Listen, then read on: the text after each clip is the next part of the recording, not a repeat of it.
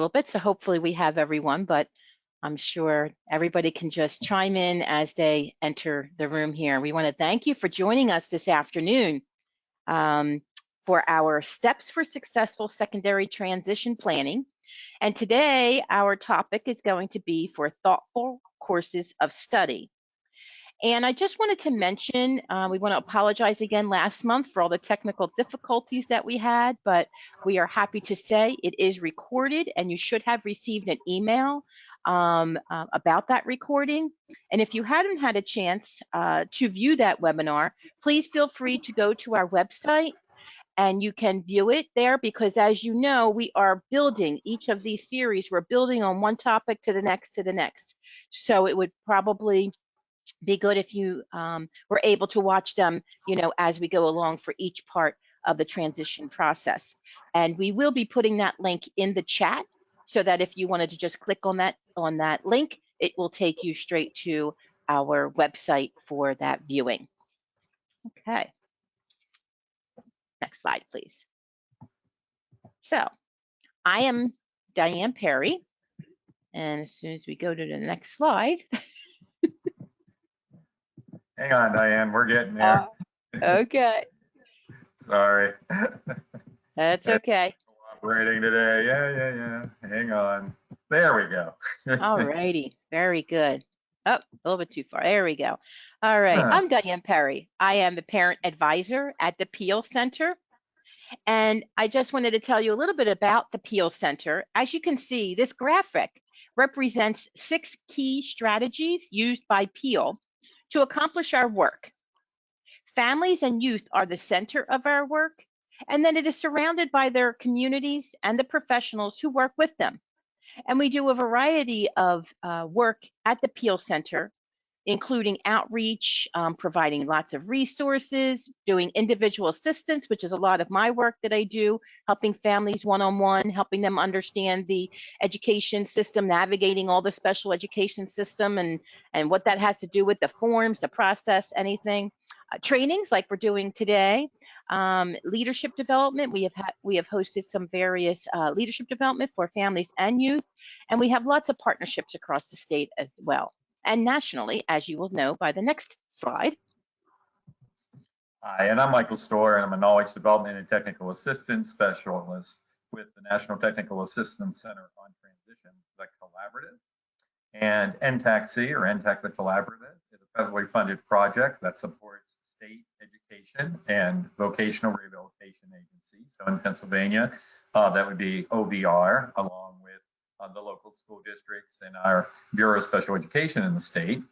We also support local education agencies and VR service providers, youth, families, and other secondary transition stakeholders in developing and implementing evidence-based effective practices to help students transition from high school to adult life.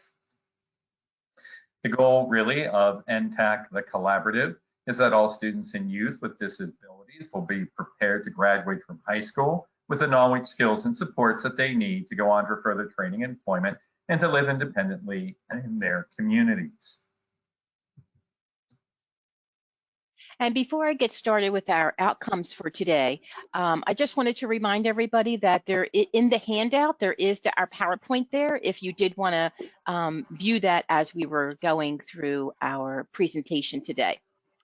So today, our objectives will be that we will discuss what families need to know about putting this topic around secondary transition into practice and how this applies to the IEP. If you have been joining us throughout this series, you'll see that if you went to that transition section of the IEP, that's exactly all the pieces that we're going through to help you understand and to kind of, tease it out and say, oh, okay, that's what I can be doing, or, oh, that's a great idea. We also discussed the importance of thoughtful courses of study during transition planning. So you're going to be able to hear and see a lot of variety of possibilities that maybe you've never thought of around the thoughtful courses of study. I know I've been having an education and I'm like, oh, when my son was in high school, I probably should have been doing some of this. So, but yeah, so this has been really good. And describing how the topic aligns with the Transition Discoveries Guide, which was developed by collecting voices and experiences from youth, families, and stakeholders, and it highlights the key elements that makes a successful transition from high school to adult life. This is a collection of indicators and sub-indicators that can be used as a roadmap to guide your transition plan. And just a few key reminders that we always like to repeat at our sessions here is that transition services must be addressed in the IEP of the student in the year which the student turns 14 years of age. And but that doesn't mean you have to start at that time. You know, like you could be starting before that 14th. You know, you could be thinking about, it's starting in as low as elementary and middle school. What's that transition going to be looking like for my child or the students that I serve? And what can we be doing and planning up until that point? Secondary transition planning is a coordinated effort between families and the students, schools, and agencies and the support services. And throughout our whole series, hopefully you've been able to see all of those various indicators of the various people that come to the table. I know if you watch our session from last month, if you view that, you're going to hear from a couple families themselves. And from one of our guest speakers today, you'll hear what that looked like for them as they were going through that. And planning for a successful secondary transition begins with that vision. You know, what is that vision for your child? What is that vision that you have for the students that you serve? And if you are serving students in the school setting, you know, what are you doing to help the families think about that vision? You know, I am a big supporter of making sure that you have a vision for your child. As a parent myself, that is something I did for my son every year. And every year I would bring an updated vision to our IEP meetings so that the school team knew exactly what were the steps and what was our end goal. And my end goal for David, and then even when he was in high school himself, that first thing was he needs to be a tax-paying citizen. And if you're a tax-paying citizen, that encompasses a lot of things, as far as their education and how you can plan for that. So I really encourage families and educators to talk about that vision, get that written down, get it attached to the IEP, and really work on that for your secondary transition planning. The PEAL Center and NTAC, the collaborative, has been presenting this webinar series for you to see that there is some successful secondary transition planning that can occur. I forget what month this is, but I know we have 3 more after this because we started in September and we're going through May. We've had a total of 8 areas that we've been focusing on. So if you've missed any of our sessions, we have been recording them, and feel free to go to our website to view any of the ones that you have missed. Thanks, Diane. So as Diane was saying, we started in September and we presented information regarding youth self-determination and self-advocacy. In October, we discussed the importance of understanding and engaging with outside agencies to assist with the transition process. In December, we focused on the importance of understanding and using age-appropriate assessments for transition-age students with disabilities. And last month, we discussed the 3 post-secondary goal areas that must be addressed for all transition-age students. And those included looking at further education and training, competitive integrated employment, and living independently in the community. As Diane has mentioned, these first 4 sessions are available at the link that's provided in the chat box. Again, that's pealcenter.org/Transition Tuesdays if you missed them. During today's session, we'll be presenting information regarding how the classes that a student takes in high school should support their post-secondary goals and help the student be successful once they graduate from high school. As Diane mentioned, we also wanted to highlight the Transition Discoveries Guide and the Transition Quality Empowerment Project, or TQEP.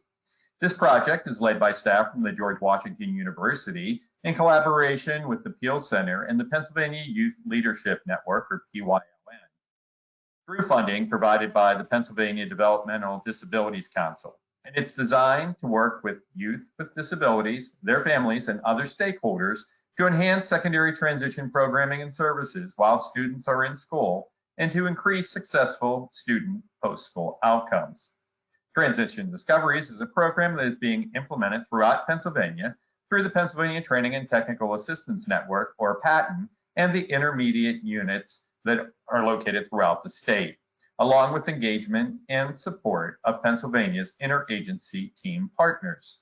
Included in this program is the Transition Discoveries Guide that contains 9 secondary transition-related areas that are further broken down into 55 sub-indicators that can be used as a roadmap to guide students in their transition planning. Be sure to check out the Transition Discoveries website, or transitiondiscoveries.org, that is now live. On the next slide, we're going to look at what's available for youth and families and how this information can directly be related to today's topic regarding courses of study.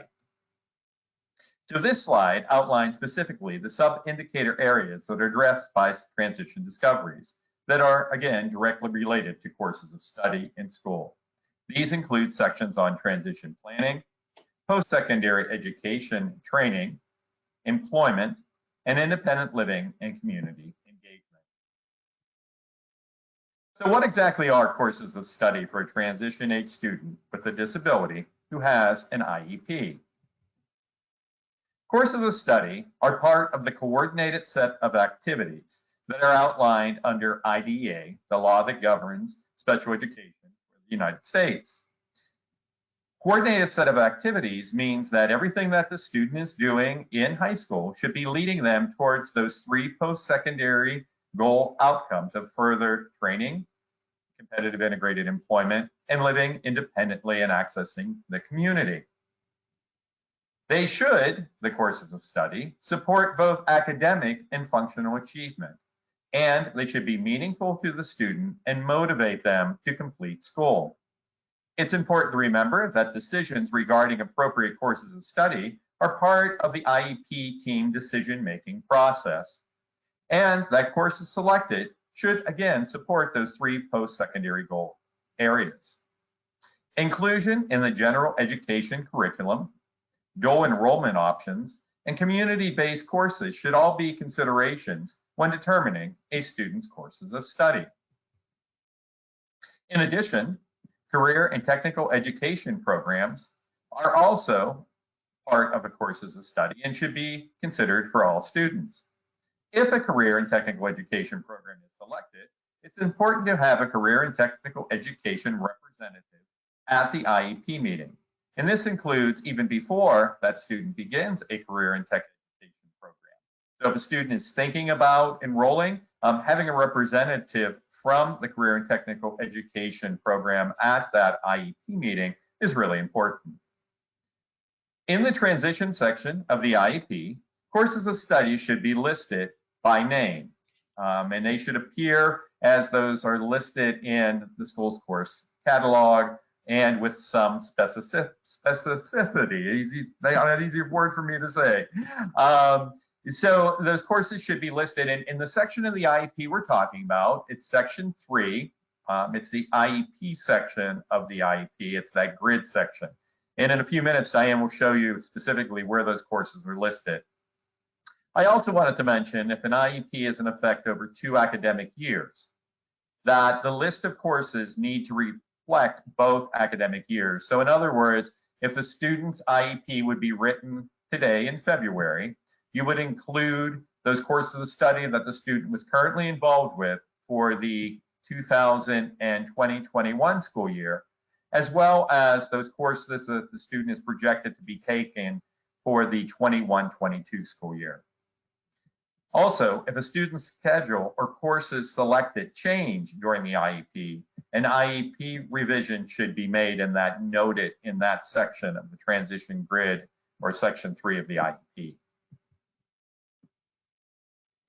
I also wanted to mention that courses of study need to be reevaluated at least every year to reflect the student's growth.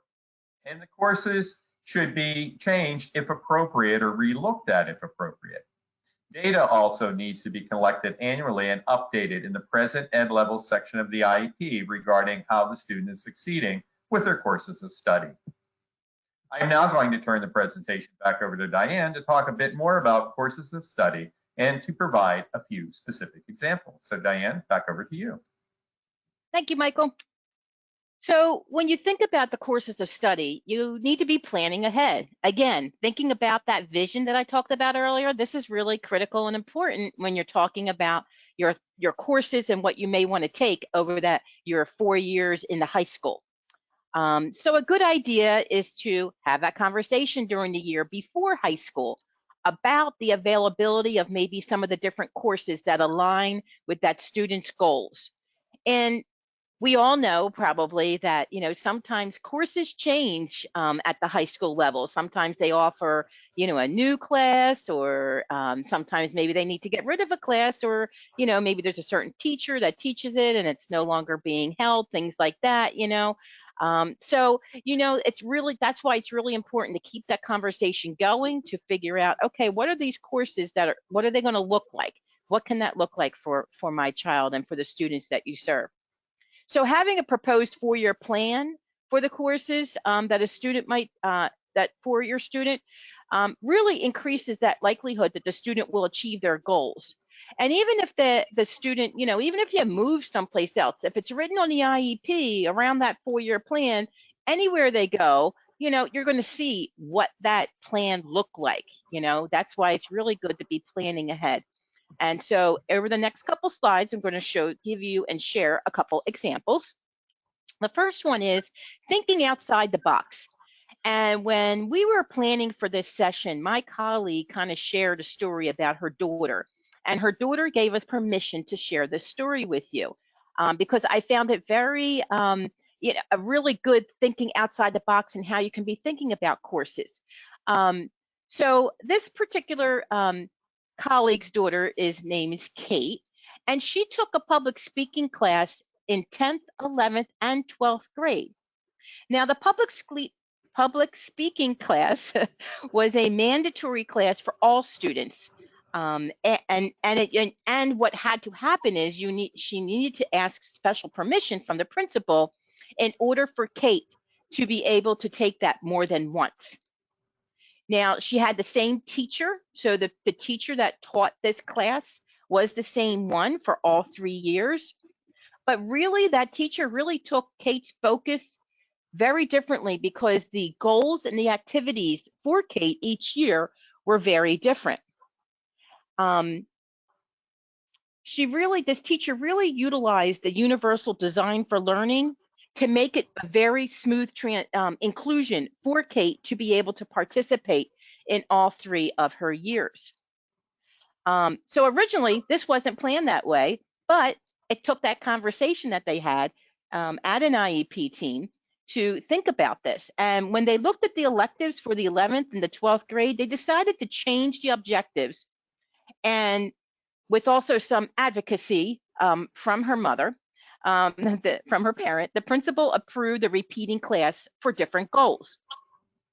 And as you can see, her goal in, the first year was really focusing on that communication skills, the articulation. And then in 11th grade, it shifted to more of the grammar, getting messages across, writing skills, speaking in different venues, saying the Pledge of Allegiance at the school board meeting. And then that final year in the 12th grade really just culminated into this entire class into a senior project portfolio. And it was a 5-minute presentation on photography. So her senior project was presented to a panel of teachers and administrators after being mentored by a community photographer. And she had a 3-month internship with that photography team, and then taking senior portraits with assistance of a professional photographer. So this really was very individualized for Kate, and it really worked out well for the career that she was going for. Now, as Michael talked about that grid, here is the picture of the grid just to give you an idea of where the courses of study are listed. So if an IEP spans the course of 2 school years, then you would add the courses for the next year, which is what Michael just had said about the 2021 school year and then the 21-22 school year as well. So you would indicate that on this section. So Today, our primary focus, as you know, is the thoughtful course of study, where we have that yellow star there. And next month, to the right, we're going to be focusing on the activities. So we're just giving you a taste of the courses of study, and then next month you must join us on March 23rd for that activities section that we're going to talk about and kind of align those activities with these overarching goals. And for this one, we're going to show you on the next slide about Kevin and his post-secondary goal, where it says after graduation from high school, Kevin will work 20 or more hours as a sous chef in the deli of a local grocery store. So as you can see, having that conversation and kind of putting it out for every single year, as you can see on the left-hand side with the bullet points, you're still kind of focusing on those core courses, English and math is still in there and science. But if you start looking to the right, where the bullet points are, some of those courses begin to change and really start to formulate, where we want to go with Kevin's goal, overarching goal about being a sous chef. So, computer applications, there may be some type of computer type activities going on around that. Is he going to be needing to do any kind of, recipes and things like that around computer applications? And then 10th grade, they focus more on the food science. And then 11th, there's that culinary arts. And then in 12th grade, food preparation fundamentals. So as you can see, it builds on each year, and it really reflects what his overarching post-school goal is. Another example is Camilla. After graduation from high school, Camilla will obtain a job working at the airport and work toward becoming a full-time flight attendant. Again, we're just going to show you where we're going to be focusing on the courses of study for her.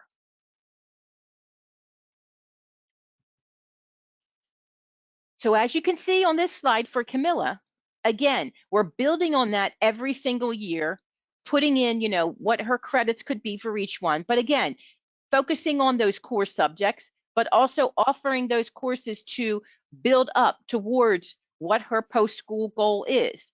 Introduction to hospitality and tourism for 9th grade. And then in 10th grade, she's taken technology for hospitality and tourism. And then 11th grade focuses on the travel and tourism, marketing and management. And then in 12th grade, hospitality and tourism entrepreneurship. And so this really is a clear example of well thought out courses of study for Camilla and for Kevin, who we just shared with you about his. So I would next like you to think about your own son and daughter, or the young person who you are supporting through the transition process. What courses might be appropriate for them, given their post-secondary goals across the 9th, 10th, 11th, and 12th grades? On the next slide, we're going to share with you a graphic organizer that was designed to help you and that young person organize and plan for the future. So if you look at this graphic organizer, at the top, it's talking about the post-secondary goal area. And as a reminder, these address those 3 areas of further education and training, competitive integrated employment, and then looking at community engagement and independent living. Where the star is located on this particular graphic is where you'd be listing those courses of study. And remember, this is a multiple year plan. So you'd be looking again at the 9th, 10th, 11th, 12th grade. In addition to the courses of study, and as Diane has mentioned, our next session that takes place in March, we're going to be talking about the various activities and services that student will be engaged in.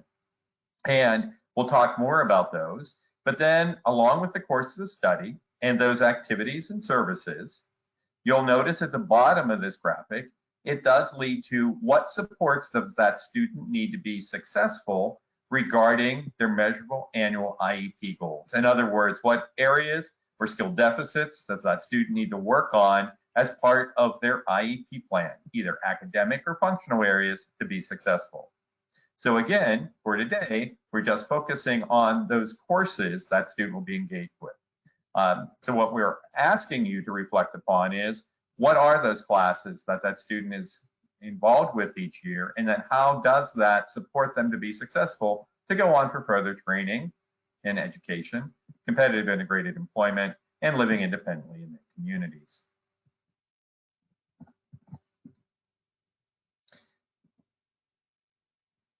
We know that these last months have really been challenging times for everyone. When the COVID-19 crisis started in March of 2020, when no one ever anticipated 1 year later, we would still be seeing the impact of the pandemic. The impact of COVID-19 continues to directly impact the instructional learning models that are occurring in schools throughout Pennsylvania. These changes also directly impact the students' courses of study and how they're engaged in learning. And the different types of learning models that continue to exist throughout the state are some combination of using at-home learning packets, learning in virtual environments, or some other type of hybrid format. We wanted to mention that it's especially important during these unprecedented times that good documentation is occurring, that information is being listed in details in the IEP, that documentation and data is being collected, that clear information is being provided to the student and the family, and that communication, coordination, and consideration is given to everyone engaged in supporting our students in the transition process. We next are very excited to present this next section of today's presentation. And if you participated in our webinar series thus far this year, you'll remember Lilly Sellers. Lilly is a student who is dually enrolled at the Bowling Springs High School in South Middleton, as well as at the Harrisburg Community College. Lilly is going to share with us next her courses of study, along with those of Shaniya Jones. And Shaniya Jones is a student in the Pittsburgh Public School District. So with that, I'm now going to turn this over to Lilly. So Lilly, over to you. Thank you. So my courses of study directly relate to my employment goal. And I would like to pursue a career in the area of public speaking, maybe in advocacy. And I'm actually planning to major in political science next year. So my courses of study last year when I was a junior was English, journalism and yearbook, health class, trigonometry, physical science, honors, world history, personal finance, sociology, house design, and dual enrollment. So dual enrollment has been really amazing for me at Harrisburg Area Community College because the classes are online and I get credit for high school and college, and I'm actually going to be finishing up my senior year with about 15 credits going into college. And so this year I've taken all dual enrollment classes. And even in my 9th grade and 10th grade year, I took at least one online class, even before that was normal. So my day was shortened because I got very fatigued with my disability throughout the day. So I am planning to go on to college and hopefully major in political science, and having those credits will help me out and lighten my load if anything comes up with my disability related problems or not.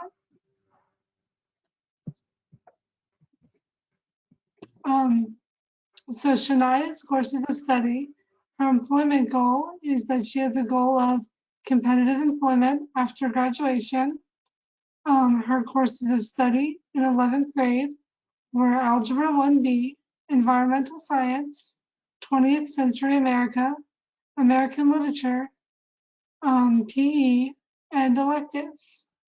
And her anticipated 12th grade year was Government and Economics, British Literature, PE, and electives.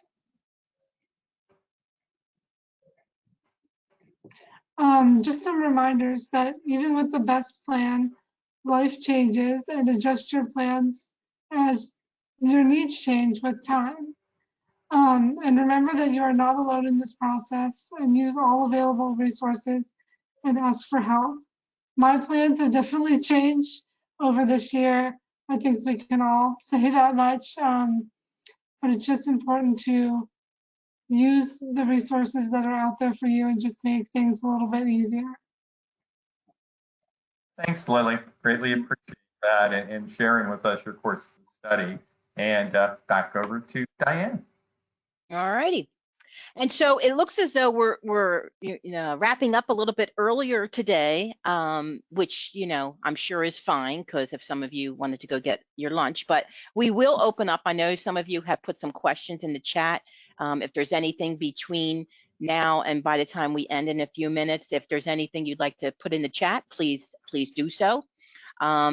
As I said earlier, our next session is going to be on March 23rd, and it will be on the transition services and activities.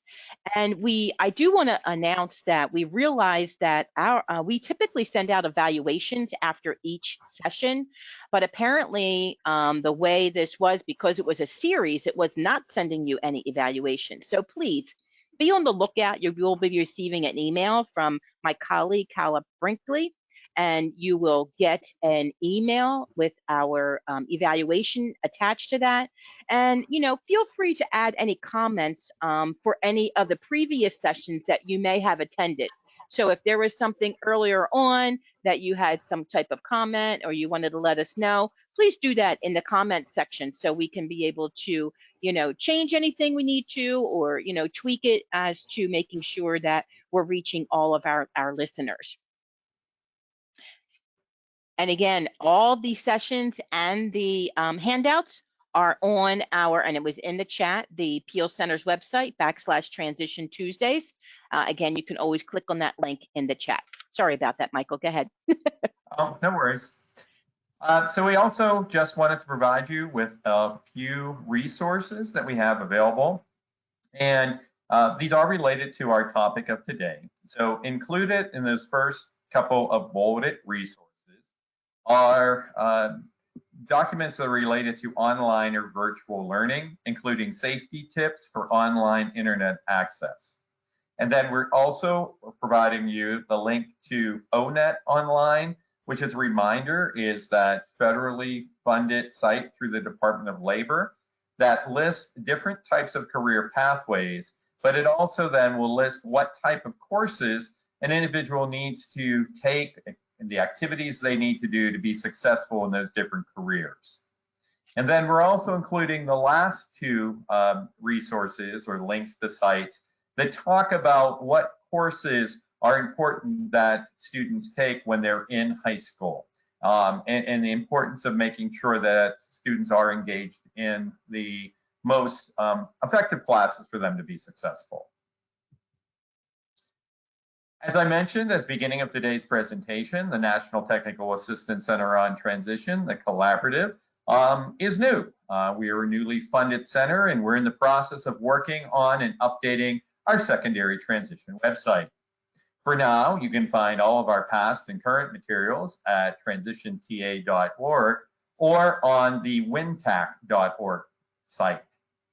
If you have any questions or would like additional information from us, please feel free to send an email to ntac-collab@uncc.edu. And finally, if you haven't done so already and would like to receive our weekly email blasts regarding current secondary transition resources and activities, please sign up for that listserv. And it's found at the bottom of our webpage at transitionta.org. And just to wrap up here, we want to thank everybody for joining us today. And if you did have any other questions, please feel free to put them into the chat. We will stay on for a couple minutes to see if there's anything we need to answer. But in the meantime, the PEAL Center is really enjoying this partnership with NTAC and the work that we're doing here for the transition series.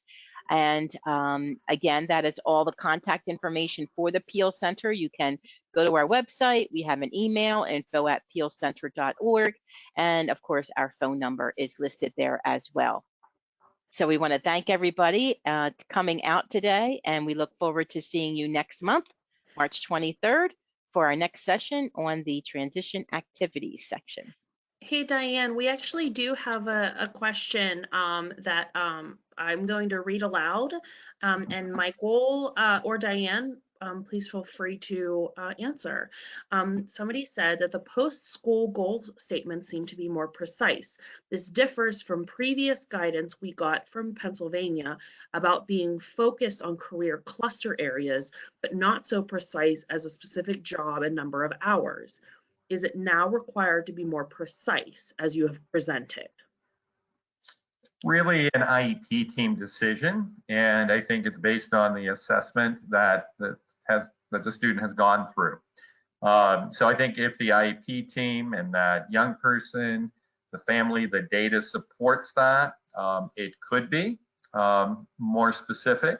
However, it doesn't have to be. It could be broader as those post-secondary goals are listed. So it really, it really does depend. It depends on that student, the data that one has in looking at that projection, and what that IEP team decides.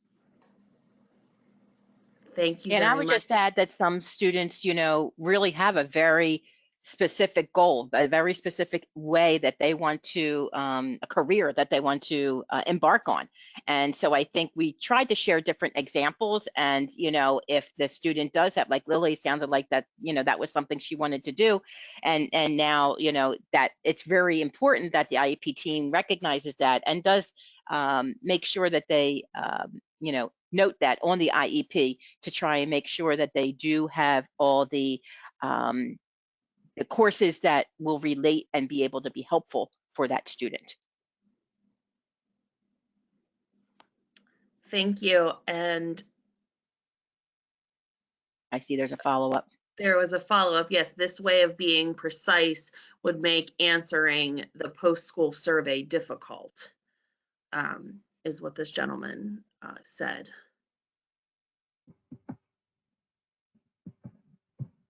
Michael, do you have a thought on that?